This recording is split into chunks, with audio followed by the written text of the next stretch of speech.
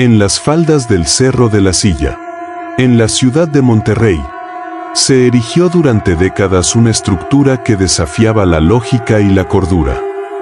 Los habitantes de la colonia Country la conocían simplemente como la Casa de los Tubos.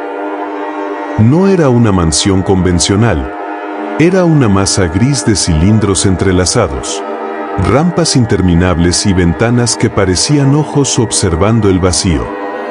Durante casi 50 años, este lugar fue el epicentro de tragedias que marcaron a la sociedad regiomontana, una construcción que nació del amor paternal, pero que terminó alimentándose de la desesperación y la muerte.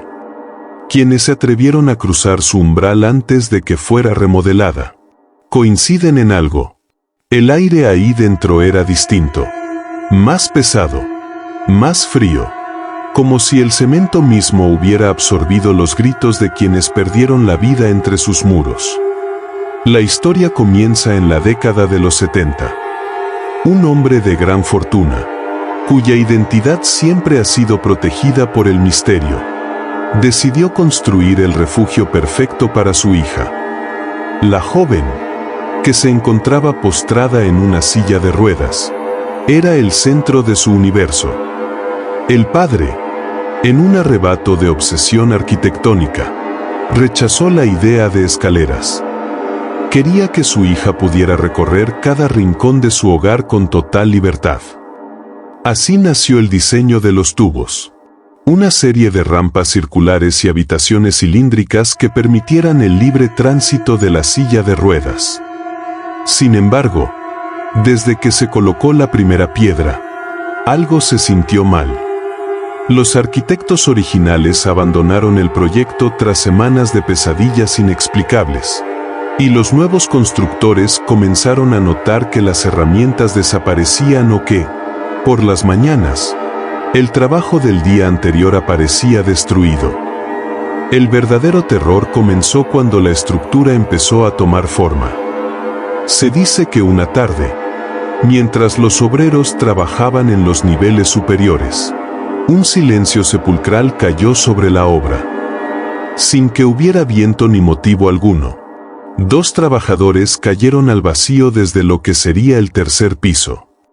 Sus cuerpos quedaron destrozados sobre el concreto fresco. Lo más perturbador no fueron las muertes en sí, sino lo que los testigos afirmaron antes de morir. Uno de ellos, en su último aliento, aseguró que algo invisible lo había empujado, mientras que el otro simplemente repetía que la casa no quería ser terminada. Tras este incidente, el miedo se instaló en la montaña. Los accidentes se volvieron cotidianos. Herramientas que cortaban dedos de forma inexplicable, andamios que se desplomaban y una sensación de que, desde la oscuridad de los tubos, alguien o algo los acechaba constantemente.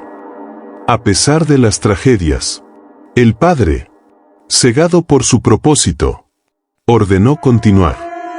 El día que llevaron a la joven a conocer su futuro hogar, el sol se ocultaba tras el cerro, tiñendo el cielo de un rojo sangre. Ella estaba emocionada, recorriendo las rampas en su silla de ruedas mientras su padre le mostraba las vistas de la ciudad.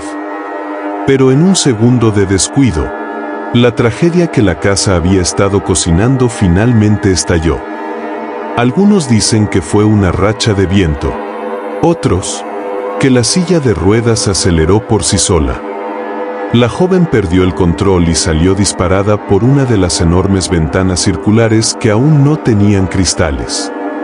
Su cuerpo cayó varios metros, impactando contra el suelo de piedra. Murió al instante. El padre, destrozado y sumido en una culpa insoportable, abandonó la construcción esa misma noche, dejando la casa a medio terminar, como un monumento gris al dolor. Durante las décadas siguientes, la Casa de los Tubos se convirtió en una herida abierta en la montaña.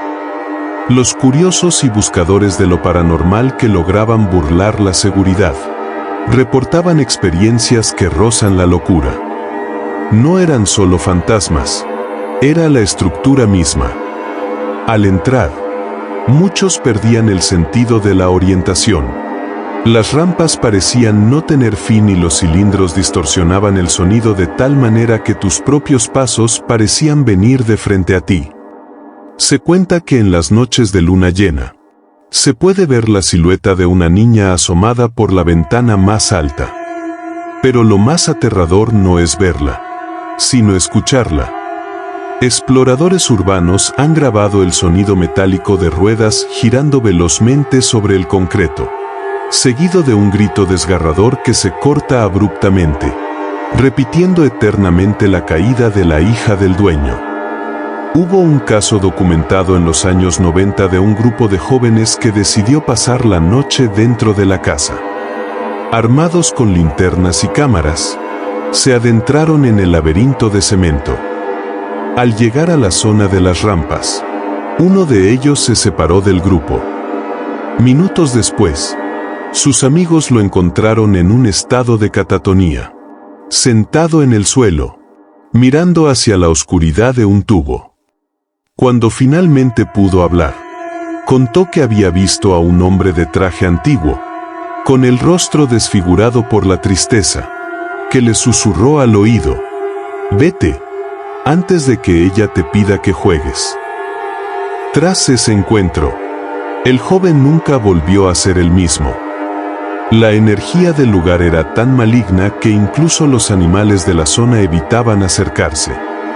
No había pájaros anidando en sus techos, ni insectos en sus esquinas.